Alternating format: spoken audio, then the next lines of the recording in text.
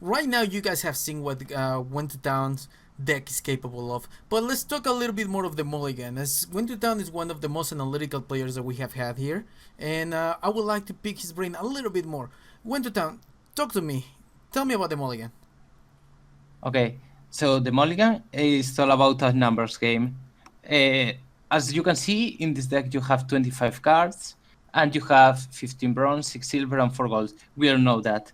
When you're playing Soia'Tael, you need to think all the cards you can on the first round.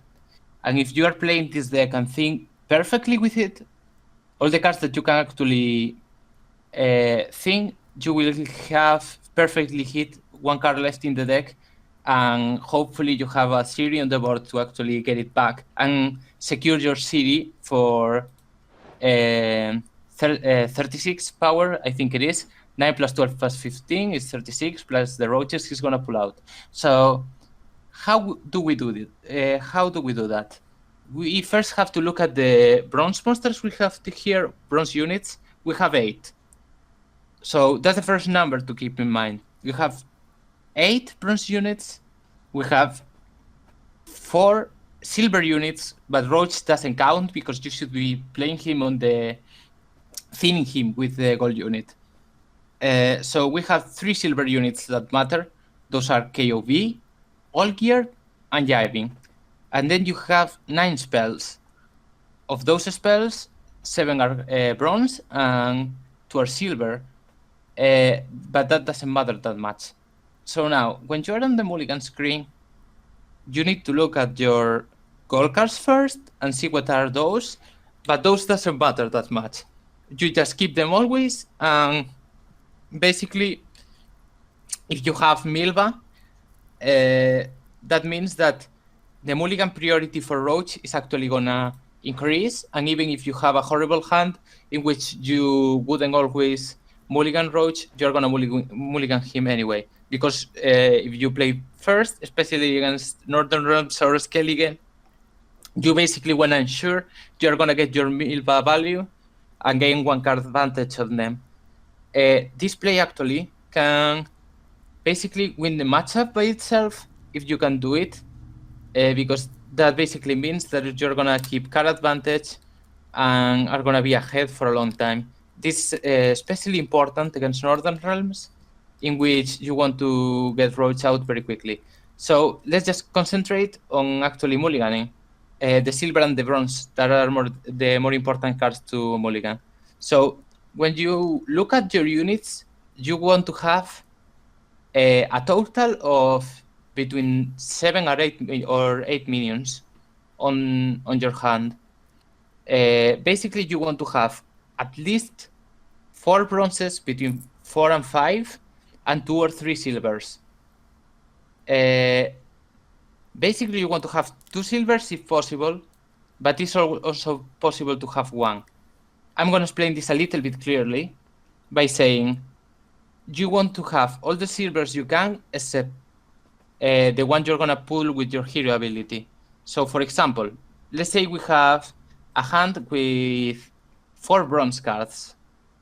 When you have a hand with bronze cards, you want your King of Beggars to pull a bronze card, so that you play 5 bronze cards.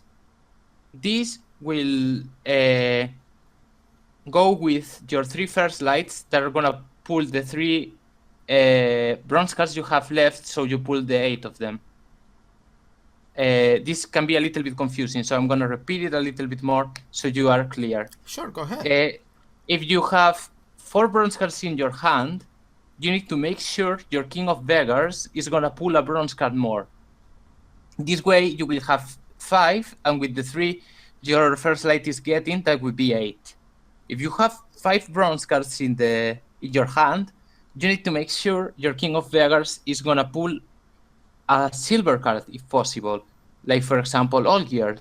For that, you need to get your 3 bronze cards with your first light, and then play King of Beggars for the All Gear guaranteed. If you have All Gear in hand, you can get Javing also that way. So I hope this is clear, because this is really important. you also have to keep in mind, sometimes the deck is not gonna turn out perfectly as you saw in those games, and a first light is gonna be left in the deck, or a minion is not gonna be pulled out because you didn't draw enough minions. This especially happens when you draw too many gold cards. What happens then is you are not gonna have enough minions, which then you should also identify beforehand. For example, you shouldn't get unluckily decoy before you have your King of Beggars in play if you have least minions that you want. Imagine that you have a hand with 3 spells, but less minions than you want. The 3 spells you have are gonna combine with the 6 spells that are gonna play the Mercs and the BMCs for the total of 9 spells. So that means you are playing all your spells. That means if you decoy a mercenary, there's gonna be or either a mercenary or a BMC that is not gonna have value. So basically, you have to make sure if you don't have enough minions and you have already all the spells you need to play KOB first for a mercenary. This way, if decoy comes out randomly, you will decoy your mercenary or your KOB to get another minion. This will help you get an extra card this way, and basically solve all the clunkiness that can happen in the deck if some of these situations happen. Other thing that you can do is play Milva on a spy to get an extra thing. I want to make a mention on spies also. You should try to play spies when you and your opponent have around 3 or 4 cards in the first round, for example. By that time, you should already have seen at least 10 cards of your deck, which means you will probably have around 4 or 5 left. This means that the spy is going to hit for a pretty good efficiency, and it's also going to allow you to get the last cards thin that are usually the most important or the hardest to thin. Now there is a, So sorry. Now there is a common mistake that a lot of people do. I've seen decks like this, such as like yours, but yet I've seen people who actually start with King of Beggars, and King of Beggars brings out Roach. So just I would like to say to be careful with those kind of plays, and that shouldn't be an option, guys. So be very careful with that. yeah, of course. There's also a weird case in which that play is correct if you have absolutely no gold cards in your deck and you have too many minions. But that's not the common norm. You shouldn't be getting Roach with King of Beggars. Roach is a card that should be thinned for free. That's the way it's put in the deck, so you can play your gold cards and get it for free. A little bit of a tip on how to play the Soia'Tael matchup, even though we already gave into the game, but it comes down to the Mulligan 2, is on the first turns when you're playing the Soia'Tael matchup, try to play cards like horses, cards like Milva if there are no minions, so that your opponent gets the initiative and plays the Mayor Drones. When they play the Mayor Drones, try to get out Roach, for example, with TD Dash or with Milva. If you have it in hand already, you play it. So they are obligated to play the second Mardroms there, or just get all gear and obligate them to play the Maelstrom on all gear. That way, you're actually freeing a lot of pressure that your mercenaries will a lot of the times have to take if your opponent had 3 Mardroms to just throw at them, and you don't have enough mercenaries to keep going. The last tip I'm gonna give you guys before closing out, I'm boring everyone. No, please enlighten us, Master. Enlighten us. Is when you're playing, you should be careful with the positioning of your units and understand the win conditions of your opponent. For example, if you're playing Soia'Tael or Skellige, it's very important to remember Coral will hit range and siege row. But it's also really important to know that they like to pass turn 1. So when imagine you play Merc against the Soia'Tael, you have to be against the Skellige. You have to be very careful while pulling out your Mercs. Your Mercs basically are like a couple with the BMC.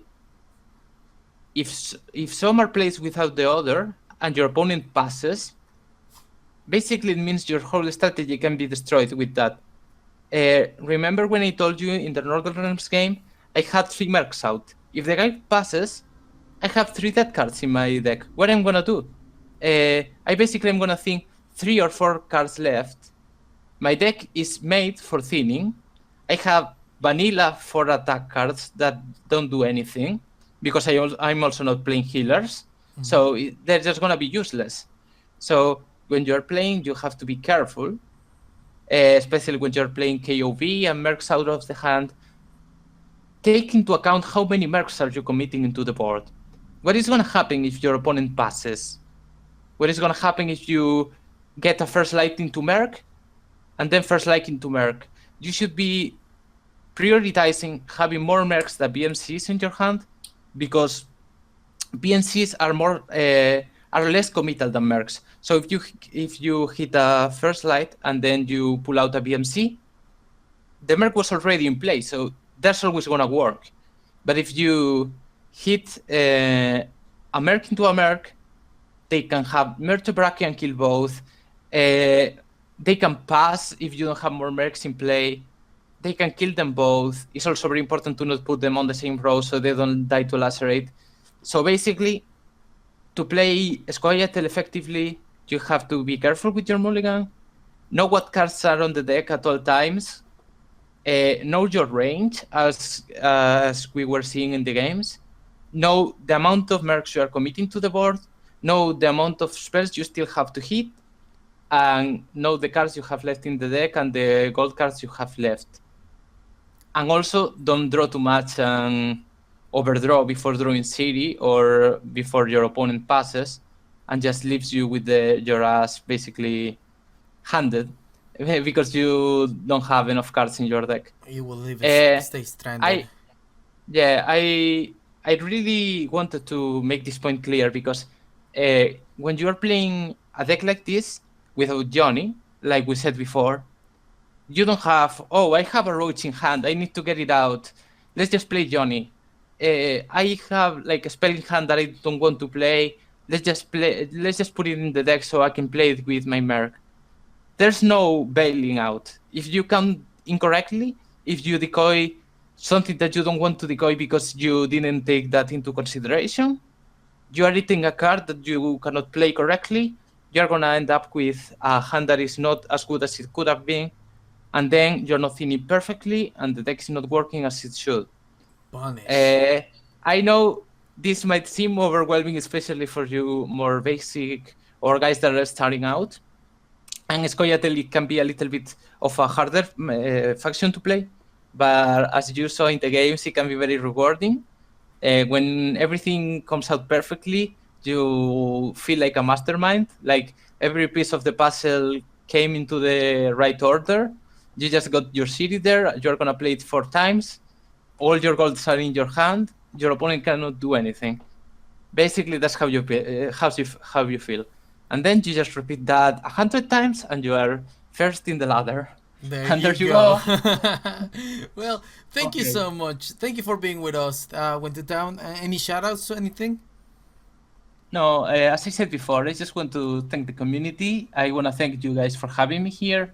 It has been a real pleasure. And I hope everyone had fun watching the games and learning a little bit more about Soia'Tael. And that's all, I think. Thank you to everyone and have fun.